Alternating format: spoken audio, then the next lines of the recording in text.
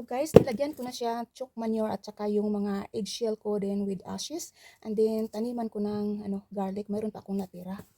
So hinahalo ko na siya ito guys. Mayroon itong mga eggshell. Ayan. So ganito lang ang pagtanim. So dito sa paso, dito ko sa paso itanim guys. Ayan. Magtanim din ako dito. Yan, nag-shoot na siya. Oh, so good for, this is good seeds talaga yung garlic. Yung garlic, hindi yan mag-shoot. Pero pag itanim mo yan sa lupa, mag-shoot yan. Pero ito, so dito na lang. Ito guys, ayan. Hindi masyadong malalim guys.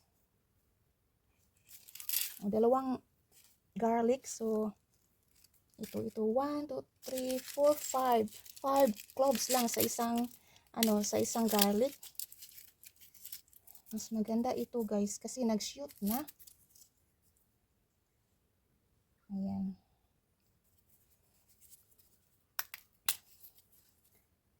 Nabili lang po ito sa local. So local lang po ito. Oh, malaki ang niya, ang bulbs niya guys. Ayan. So marami na din akong garlic, no? Mag-multiply na ito. So hindi na ako bibili ng garlic. Ayan. So mayroon din akong natanim doon sa labas, sa open garden. So dito, bakante ito na paso. So ito ko, pagtaniman ko din ng garlic. Napag-isipan ko na magtanim ako dito ng garlic. At sa dito, mayroon din akong spinach. May konti tayong spinach. Summer spinach po ito guys.